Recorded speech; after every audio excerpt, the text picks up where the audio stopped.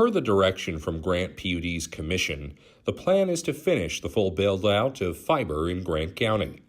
But could that plan be altered after this year's general election? We asked the 4 candidates vying for 2 different spots on Grant PUD's commission board. Judy Wilson is trying to unseat one-term incumbent Terry Brewer. Outgoing Commissioner Bob Byrne will be replaced by newcomers Nelson Cox or Patty Paris. Candidates shared their thoughts on the fiber movement in Grant County. Well, when they first started talking about fiber, I was going to a lot of meetings. I wasn't too impressed. But you know what? Then they promised us within 8 years we would have fiber throughout our county.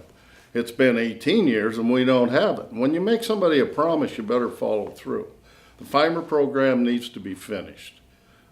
Me personally, I'd like to be able to hit a button and read an email in the afternoon when the air program that I'm on's not overworked, you know. Would you be open to spending more money on the fiber system for enhancements as technology develops? Yes. I think if you're gonna, you know, we're one of the top counties in the country for fiber, and we need to maintain that. We're this far into it, we've spent this much money. 10% of our electrical rates have paid for fiber, and so be it. But when you make a promise, you gotta follow through with a promise.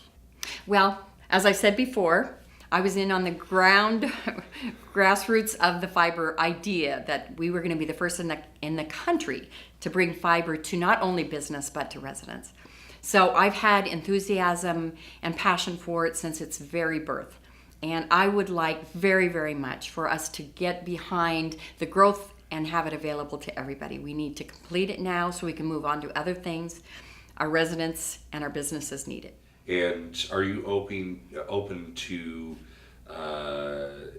spending money on system enhancements after it's fully built as various technologies emerge? Oh, absolutely. We all know that technology advances increase exponentially. It's mind-blowing to think about how fast things change, but we have to stay current.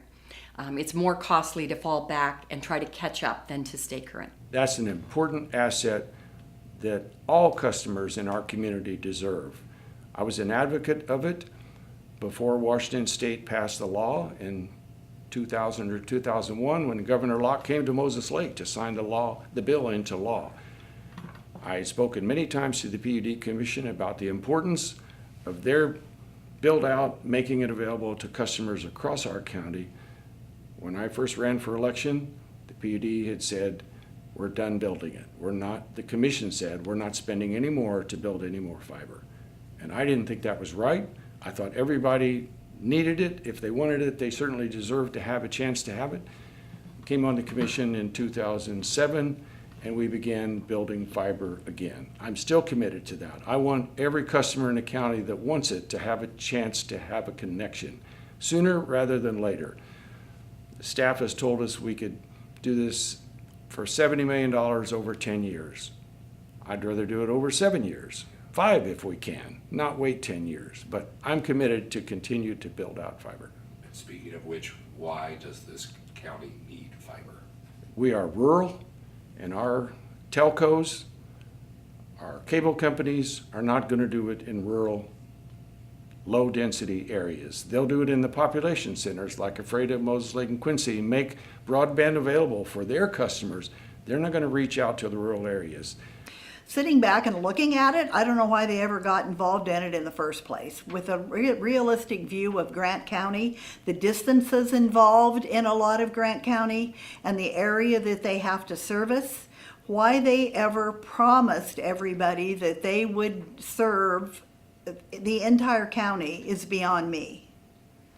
They apparently didn't put a lot of thought into it, and that's what they're up against now, is the areas that need to be served are going to be very expensive to serve, and there's no way it's going to pay for itself.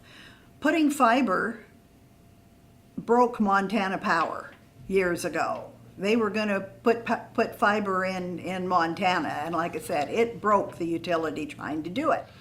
Obviously, there would be cost involved. Would you support that? Should there be evolving technologies to improve fiber? I would have to study it. I cannot say whether I would or I wouldn't. Somebody's got to pay for it. Yeah. And like I said, when they started down this path, they should have realized what it was going to cost in an area like Grant County was not feasible. Election ballots will be mailed out in early October. This year's general election is set for November 6th. I'm Sean Goggins for iFiber One News.